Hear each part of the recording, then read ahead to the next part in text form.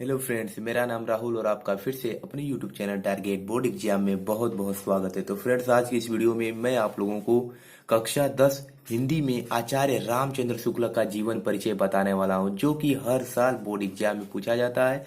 आप किसी भी ईयर का पेपर उठाकर देख लेंगे, सन 2020 का, 19 का, 18 का, सभी में आचार्य रामचंद्र जी का जीवन परिचय जो होता है वो जरूर पूछा जाता है। ठीक है, तीन ऑप्शन होते हैं कि नहीं, एक लेखक का जीवन परिचय किया जाता है और तीन ऑप्शन होते हैं, आचार्य रामचंद्र शुक्ल हो गए और कई जैसे जयशंकर प्रसाद हो गए, डॉक्टर राजेंद्र प्रसाद हो गए। तो इनमें तीन ऑप्शन होते हैं, लेकिन आचार्य रामचंद्र शुक्ल जो होते हैं वो वे हर साल पूछा जाते हैं। ठीक है, इनका जीवन परिचय बहुत ही ज्यादा महत्वपूर्ण होता है। इनका जीवन परिचय जो होता है मोस्ट आईएमपी माना जाता है, इसलिए आप लोग इनका जीवन परिचय अच्छे से याद कर लीजिएगा, नहीं तो आप लोग बोर्ड में 3 नंबर खो देंगे। ठीक है, 3 नंबर दिया जाता है जीवन परिचय लिखने का, 2 नंबर जीवन परिचय का और 1 नंबर उनकी कृतियां अर्थात रचनाएं लिखने का। तो चलिए वीडियो को शुरू करते हैं और इनका जीवन परिचय देख लेते हैं। तो इनका जीवन परिचय स्टार्ट होता है, आचार्य रामचंद्र शुक्ल जी की गणना। ठीक है, आचार्य रामचंद्र शुक्ल जी की गणना, आचार्य रामचंद्र शुक्ल जी की जो गणना है वो प्रतिभा संपन्न निबंधकार, समालोचक, इतिहासकार, अनुवादक एवं महान शैलीकार के रूप में की जाती है। ठीक है, पहले आप लोग को इनकी बेसिक जानकारी अर्थात इनके बारे में लिखना है।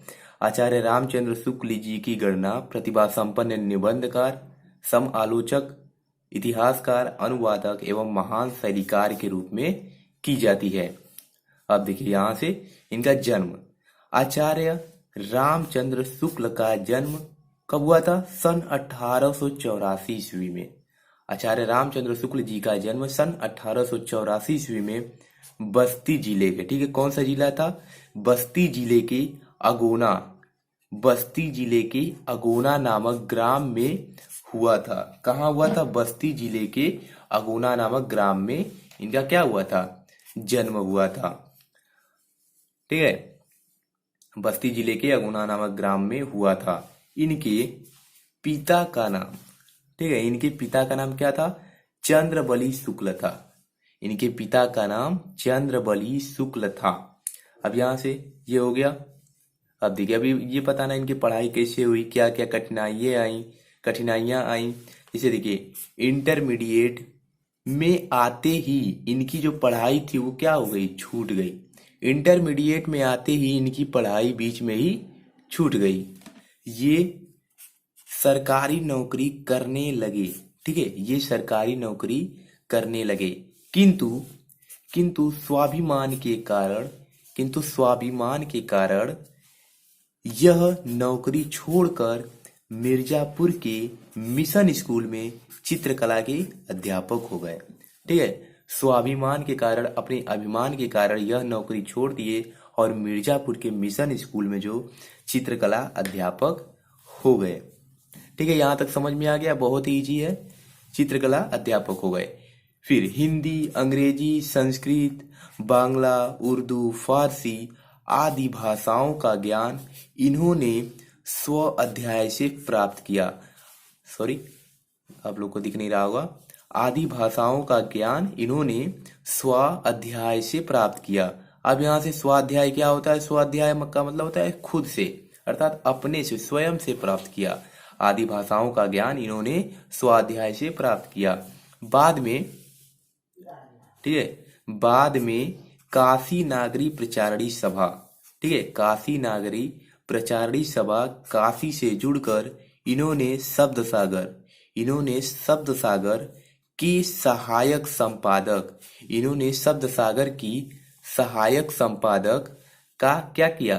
कार्यभार संभाला।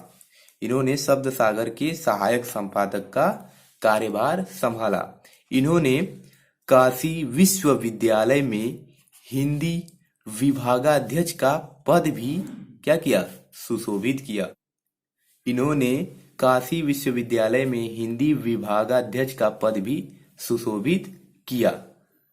आगे देखिए, अब लास्ट में क्या लिखना है आप लोग को? जीवन के, ठीक है, जीवन के अंतिम समय तक साहित्य साधना करने वाले शुक्ल जी का निधन। जीवन के अंतिम समय तक साहित्य साधना करने वाले शुक्ल जी का निधन सन 1941 ईस्वी में हुआ।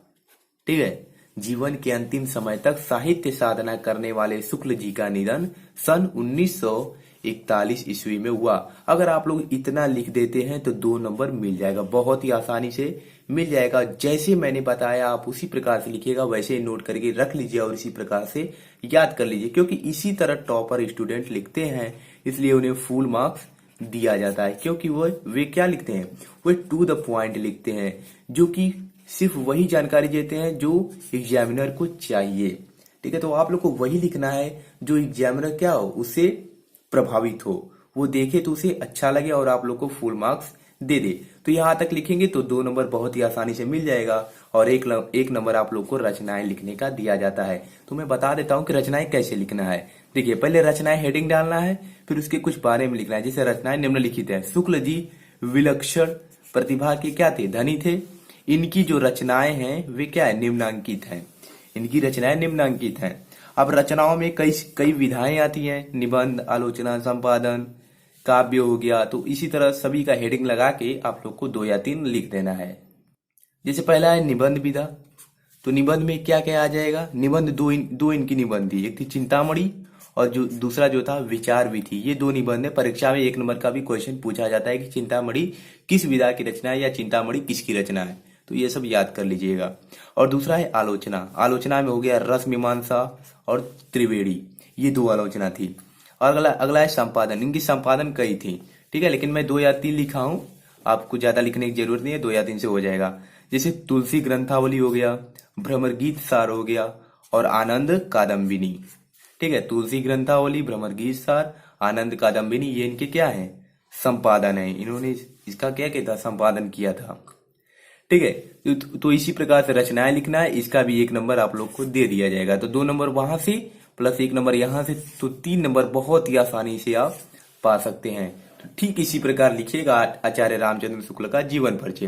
तो फ्रेंड्स, वीडियो पसंद आए तो लाइक जरूर से कीजिएगा और अगर चैनल पर पहली बार आए तो चैनल को भी सब्सक्राइब कर लीजिएगा, क्योंकि यहाँ पर कक्षा 10 की रेगुलर तैयारी कराई जा रही है। तो चलिए मिलते हैं नेक्स्ट वीडियो में। Thanks for watching this video. जय हिंद, जय भारत।